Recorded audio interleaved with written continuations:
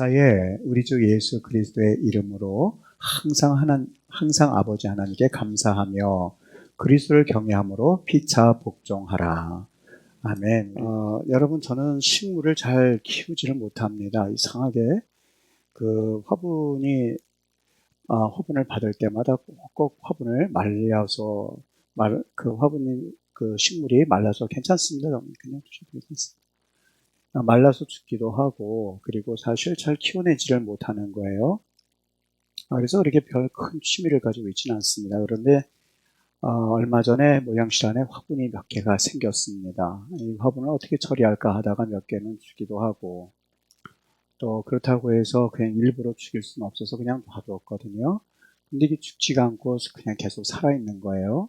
그래서 안 되겠다, 이렇게 살려고 하는데, 이제 물을 좀 주었죠. 그랬더니 또 생기가 돌더니만 조금 살아나는 것 같아요. 그래서 이제 그렇게 몇 번 하다 보니까 신기하기도 해서 좀 백과사전을 찾아봤습니다. 도대체 이 화분을 어떻게 키우는 걸까, 이렇게 뒤적뒤적 하다가 아주 재미난 그런 단어를 하나 찾았습니다. 바로 분열조직이라고 하는 그러한 단어였습니다. 여러분, 혹시 분열조직이라고 들어보셨는지 궁금한데요. 여러분 한번 들어보셨습니까? 이 분열 조직을 위키백과에서 찾아보니까 뭐라고 나와 있냐면, 세포 분열을 하여서 식물을 성장하게 하는 부분으로서 줄기나 뿌리 끝에 있는 생장점이 이에 속하며 줄기, 잎, 뿌리 부분이 이를 통해서 만들어진다. 이렇게 설명을 하고 있어요. 다시 말하면, 이를 조금 쉬운 말로 표현을 하자면 식물에는 분열 조직이라고 하는 것이 있는데, 이 분열 조직에서 영양분이 들어오게 되면 영양분을 어디로 보낼지 결정을 한다는 거예요. 그래서 이거를 줄기로 보내면 줄기가 되어지고, 그리고 나뭇잎으로 보내면 나뭇잎이 되고, 이것을 뿌리로 보내면 이 분열 조직을 통해서 뿌리가 만들어진다는 거예요. 그러니까 뭐가 중요하겠어요? 얼만큼 들어오느냐 하는 것이 중요한 것이 아니라 이 분열 조직에서 어디로 보내느냐 하는 것이 더욱 중요한 거죠. 위로 보내면 줄기나 잎이 되게 될 것이고, 아래로 보내면 이것이 뿌리가 되는 겁니다. 이것이 어디 있는가 이렇게 설명을 해 두었는데, 그것이 바로 매듭처럼 보이기도 하고, 나무를 잘라서 그 껍질을 보면 다른 색으로 된 선이 보인다고 합니다. 바로 이것이 의사 결정을 이루어내는 분열 조직이라고 합니다. 식물의 특정한 부분에 위치해서 식물의 영양소를 흡수할 때에 어디로 보낼지를 결정함으로써 식물을 만드는 아주 중요한 결정 기론과 같은 역할을 하는 것이 분열 조직이라는 것이죠. 참 그것을 알고 나니까 참 신기했습니다. 오늘 제가 여러분과 함께 나누고자 하는 말씀이 바로 여기에 속합니다.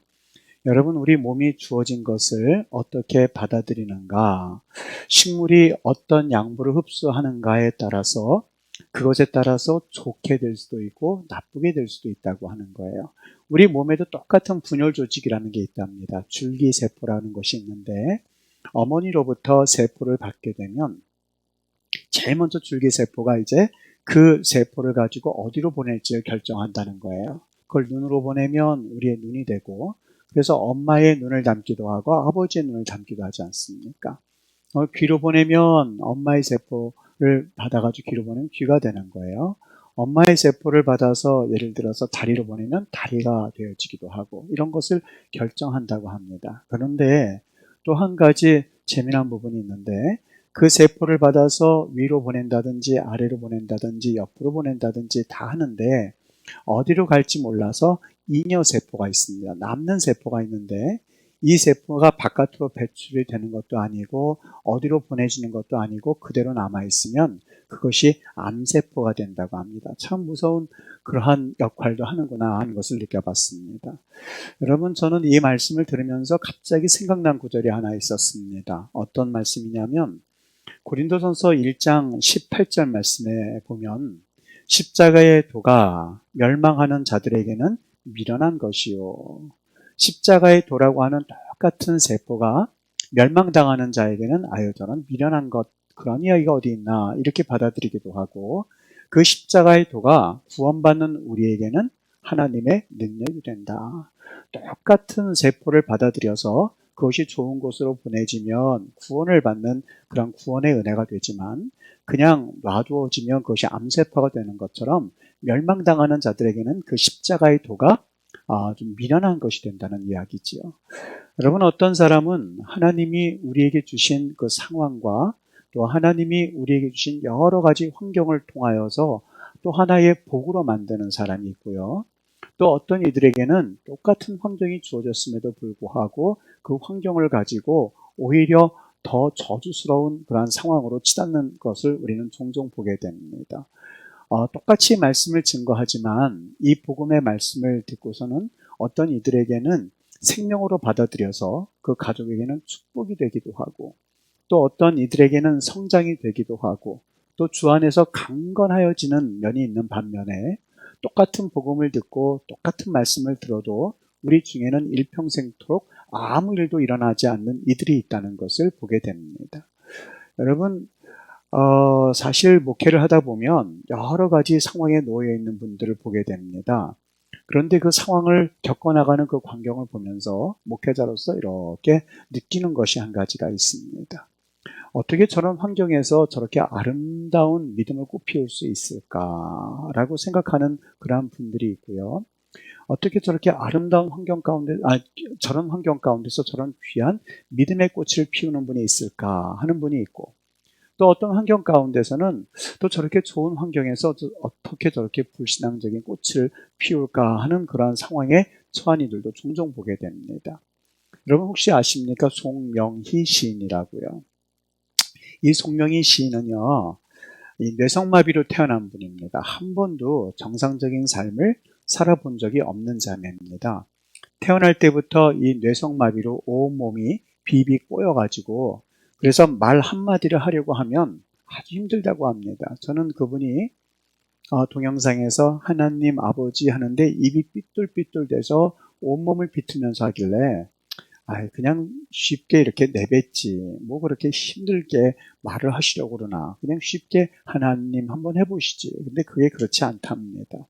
뇌성마비 환자들은 말 한마디 한마디를 할 때에 온 몸이 죽다 살아나는 그러한 고통을 겪으면서 해야 할 정도로 그러한 환자들을 일컬어서 뇌성마비 환자라고 그래요. 여러분, 그런 한 번도 진정으로 정상적인 생활을 해보지 못한 자매의 입 가운데서 어떤 이야기, 어떤 말이 나와야 정상적이라고 생각이 되어지십니까? 사실 온 세상의 불평과 또 원망과 자기를 낳은 어머니에 대해서 저주스러운 이야기를 하면서 살아도 사실 누가 뭐라고 할 사람이 없을 만큼 그 환경은 참 비참하기 이를 데 없습니다. 그런데 이 송명희 시인이 지은 시가 있습니다. 나라고 하는 시가 있는데 한번 들어보시죠. 나 가진 재물 없으나 나 남이 가진 지식 없으나 나 남에게 있는 건강 잊지 못하나 나 남이 없는 것 있으니 나 남이 못 보는 것 보았고 나 남이 듣지 못한 음성 들었고 나 남이 받지 못한 사랑 받았고 나 남이 모르는 것 깨달았네. 여러분 참 이상하죠. 여기 보니까 재물은 없습니다. 지식은 없습니다. 남에게 있는 건강 하나 제대로 잊지 못합니다. 그런 이게 노래로 돼서 복음성가로 불려지죠. 나 남이 없는 것 같게 하셨네. 들어보신 적 있으시죠? 남이 못 보는 것을 나는 보았고 남이 듣지 못하는 하늘의 음성을 들었고 나 남이 받지 못한 사랑을 받았습니다. 나 남이 모르는 것 깨달았습니다. 라고 하면서 그 송명희 시인은 자신의 환경을 통하여서 오히려 다른 일보다 더 행복하고 또한 더 기쁘게 살아가고 있구나 하는 것을 느껴보게 됩니다. 그런데 그 뒤 이유가 더 우리를 감동 있게 합니다. 거기에 대한 이유가 있습니다. 그 송명희 시인이 이것을 이렇게 깨닫게 된 이유가 있는데 그 다음에 이렇게 말합니다. 그 다음 제가 잠깐 찬양으로 불러볼게요. 공평하신 하나님이 나 남이 가진 건 나 없지만 뭐라고 그러죠? 공평하신 하나님. 공평하신 하나님이 나 남이 없는 것 같게 하셨네. 라고. 그 원인이 어디 있다고요? 들어온 영양소는 똑같아요.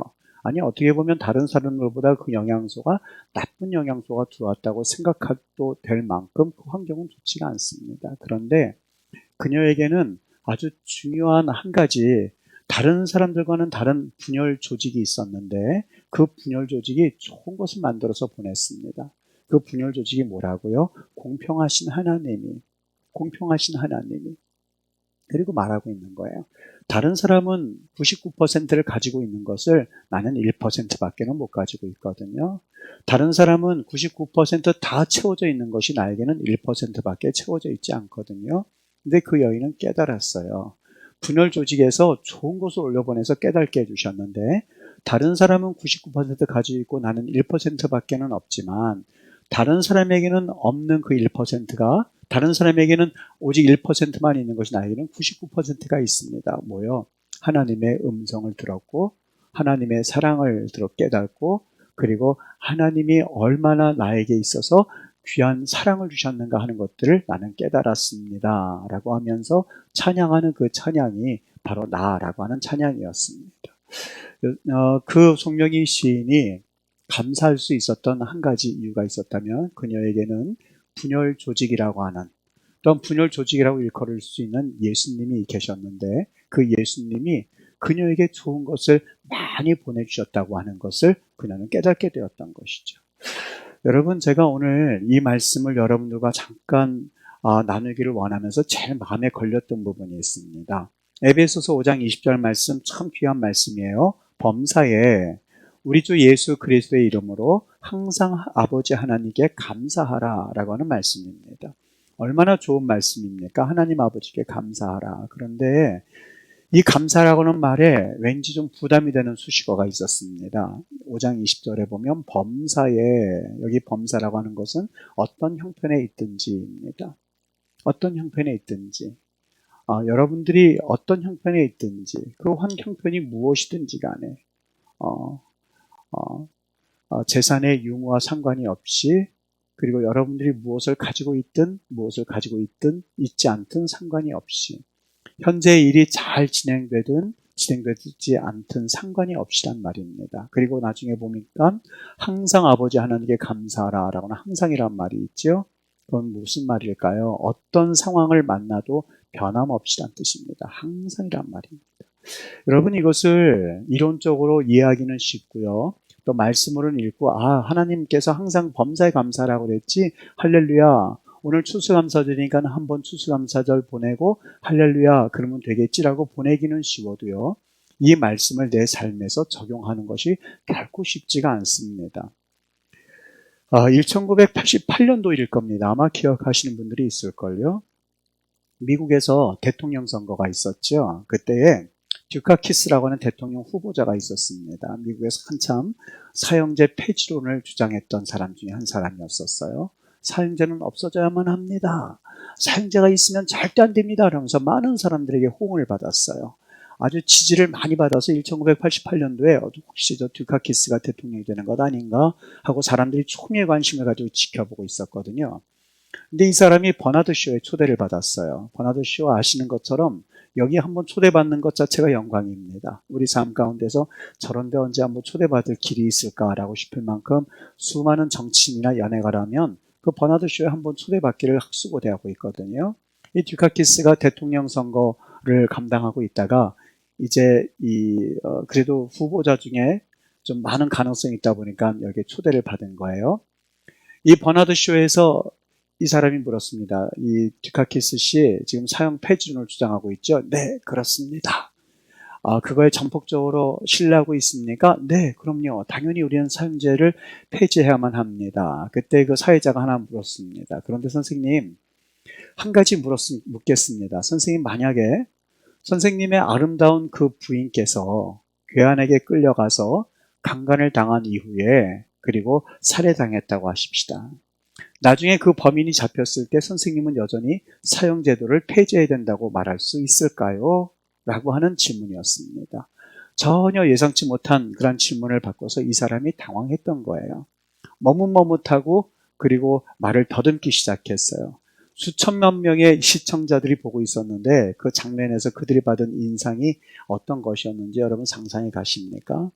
자기와 상관이 없으니까 사형제도를 폐지하자고 주장하는 사람이지 정말 자기 일이 되면 그런 소리를 할 사람이 아니구나 라고 하는 그런 인상을 받게 되었고, 그 토크쇼 때문에 그가 대선에서 패배했다고 하는 아주 유명한 일화가 있습니다.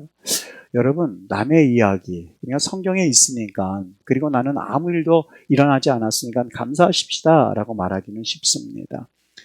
나에게는 감사할 조건이 많으니까 할렐루야 감사합시다 이렇게 말하기는 쉽습니다. 여러분, 저도 설교자입니다. 설교자로서 여러분 감사하십시오, 감사해야만 합니다 라고 말하기는 엄청 쉬워요. 돈 드는 일 아니잖아요. 감사하십시오 라고 말할 수는 있습니다. 그런데 여러분, 젊은 나이에 암으로 죽어가는 아내를 쳐다보는 남편이 과연 감사할 수 있다고 보십니까? 오랜 지병을 가지고 하나님 앞에 아무리 기도하고 부르짖어도 고쳐주지 않으시고 오히려 그 병이 점점 더 깊어가는 자신을 보면서 과연 그 입에서 감사가 나올 수 있다고 보십니까? 여러분 가운데 그런 자녀가 없어서 그렇지 평생 무거운 십자가를 대신 짊어져야만 하는 지체 아니면 정신적 장애자들, 어린 장애아인 자녀를 갖고 매일같이 사는 것이 싫음인 그런 부모가 정말 그 입에서 감사가 나올 수 있을까요? 라고 하는 그 질문 앞에서 여러분은 뭐라고 답하실 수 있겠습니까? 이력서를 수십 장 쓰고 다니면서 취직을 해보려고 하지만 회사에서 면접 한번 하지 못하고 연거푸 퇴짜를 맞는 젊은이의 입에서 과연 하나님 감사합니다 라는 그러한 말을 할 수 있겠느냐 하는 겁니다. 여러분, 오늘 사실 말씀을 가만히 보면 말씀엔 현실성이 없습니다.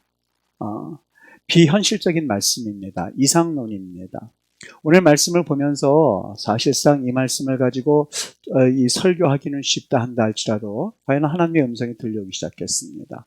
너는 과연 이 말씀을 내 삶에서 받아들일 수 있겠니? 라고 하는 하나님의 질문이었습니다. 사실 자신이 없었습니다. 자꾸 다른 곳에 본문을 살펴보고 성경을 읽어도 자꾸 이 본문으로 돌아오는 거였었어요. 도대체 하나님 무슨 말씀을 하시려고 하는 걸까? 그때 들렸던 또 하나의 음성이 있었습니다. 여러분, 이것은 하나님의 말씀이거든요. 그리고 하나님께서 우리에게 주신 음성이거든요. 적당하게 넘어갈 수 있는 본문이 아니거든요. 아니면 그냥 설교 한마디로 끝내고 그리고 설교 한 번 하고 끝내야 될 그런 본문이라고 볼 수가 없거든요. 하나님의 음성이기 때문에 그렇습니다. 오늘 성경을 읽다가 갑자기 하나님 분열 조직을 찾을 수 있었습니다. 그것은 왜 감사할 수 있는지, 왜 범사에 감사해야만 하는지, 왜 하나님께서 항상 감사하라고 하는지에 대한 이유였습니다. 그 이유가 바로 예수 그리스도입니다. 여기 20절 잠깐 보시겠어요? 이렇게 되어 있습니다. 범사에 우리 주 예수 그리스도의 이름으로 항상 아버지 하나님께 감사하라. 여기 예수 그리스도의 이름으로 라고 되어 있는데 그 이름으로라는 자리에 때문에를 집어넣어 보십시오. 예수 그리스도 때문에 범사에 감사하라 라는 얘기입니다. 여러분, 그 환경이 좋아서 여러분의 감사라는 말이 아닙니다. 그렇지 않습니다. 여러분 환경이 나아질 겁니다. 여러분 지금 코로나 이후에 있지만 조금 있으면 여러분 재정적으로 다 형통하게 될 겁니다. 그리고 여러분의 사업이 다 일어나게 될 겁니다. 라는 말을 해주어서 감사라는 말이 아니에요. 한 가지 아주 귀중한 비밀, 분열 조직을 우리에게 말씀해 주셨는데 바로 예수 그리스도 때문에 라고 하는 이야기입니다. 여러분, 예수 그리스도를 믿는다는 것이 왜 중요한지 조금 한번 우리 되새겨 볼까요?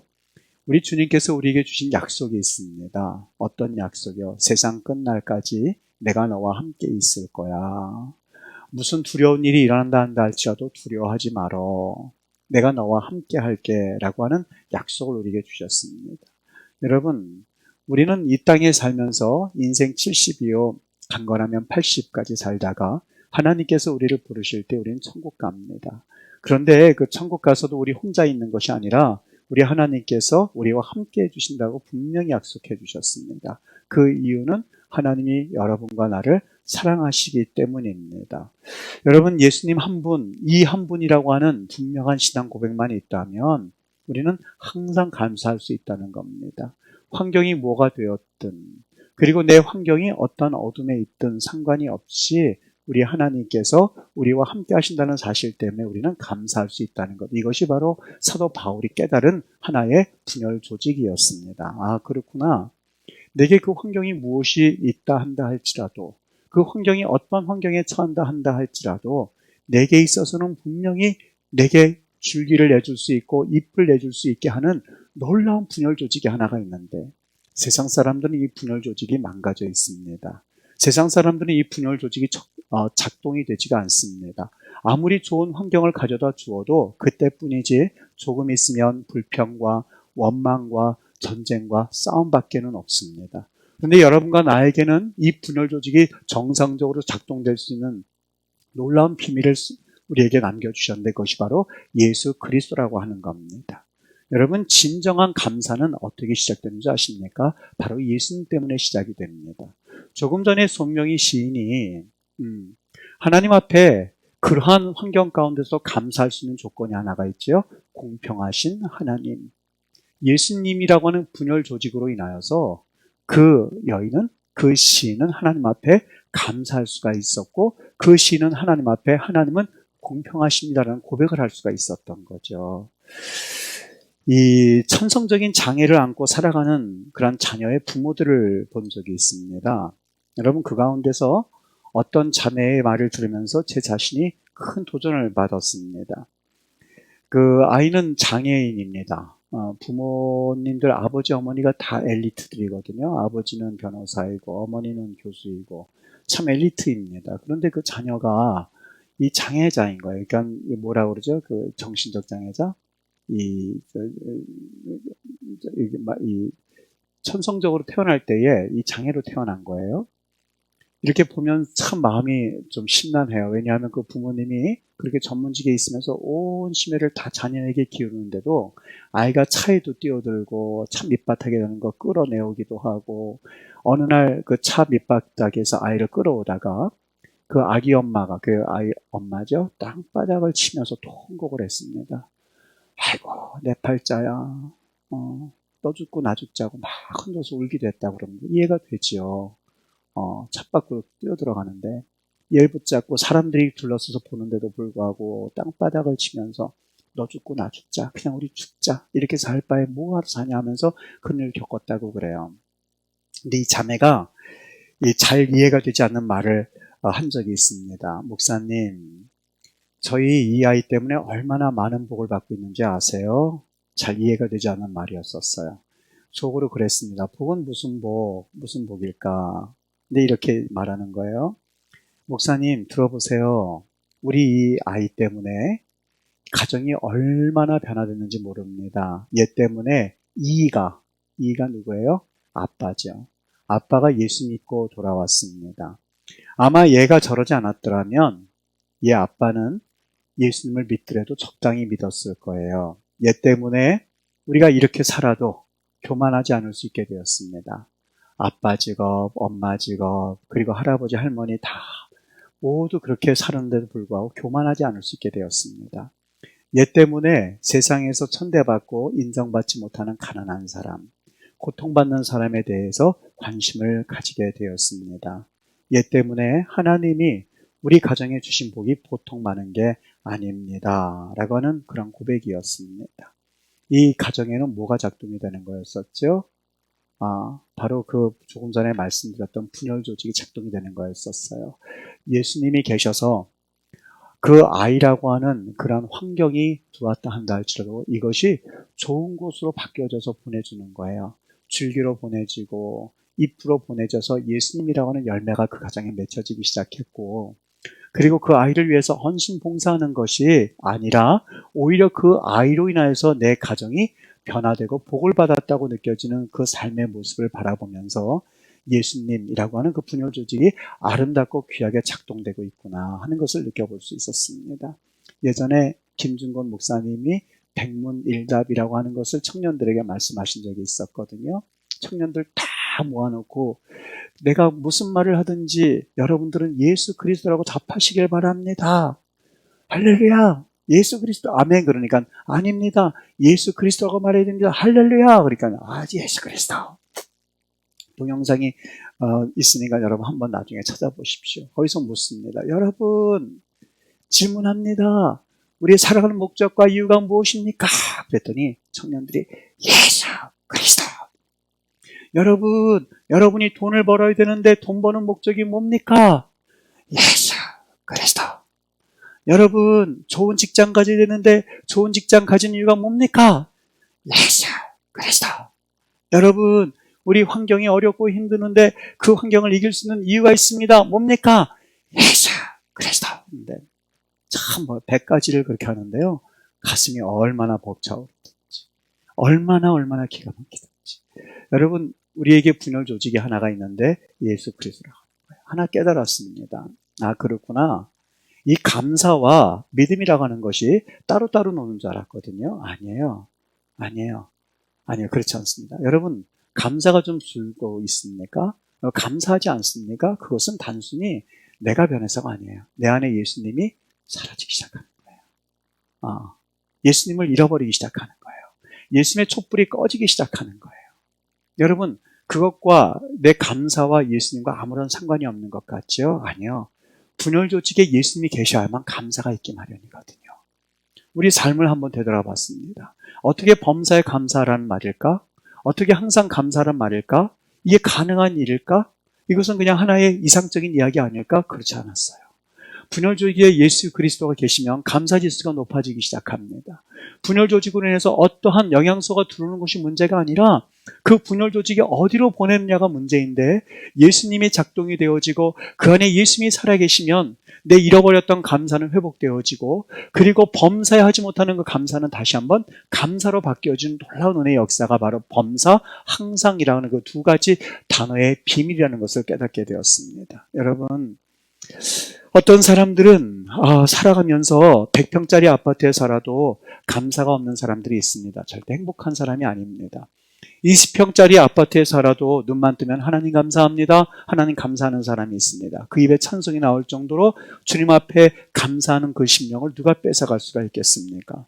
오늘부터 여러분 그냥 추수감사절 한번 보내고 나서, 자, 감사절 끝났다, 그리고 하나님 앞에 헌금했다, 그리고 감사절기가 끝났다, 이렇게 끝날 것이 아니라 여러분 다시 한번 여러분 가운데에, 여러분 삶 가운데 예수님이라고 하는 분열 조직이 살아있는지를 한번 확인해 볼 수 있었으면 좋겠습니다. 때로는 환경이 나를 물밀듯이 엄습해 오고, 참 어둠의 환경이 나를 엄습해 올 때에 마음속으로 다짐하셨으면 좋겠어요. 하나님 아버지께서 내 안에 계셔. 그래서 그 하나님 아버지께서 내게 분열 조직이 되셔서 나를 다시 한번 행복으로 이끌어가고 있다고 하는 것을 계속 확인해 주실 수 있으셔야만 합니다. 오늘 에베소서 5장 20절 말씀, 범사에라고 되어 있습니다. 범사에, 일이 일비하는 것이 아니라 범사입니다. 범사, 어떤 환경에 처하든지입니다. 범사에 우리 주 예수 그리스도의 이름으로 항상 아버지 하나님께 감사하라라고 말씀을 하셨는데, 이런 놀라운 은혜의 감사가 여러분과 또한 가정 가운데 있게 되기를 주님의 이름으로 축복합니다.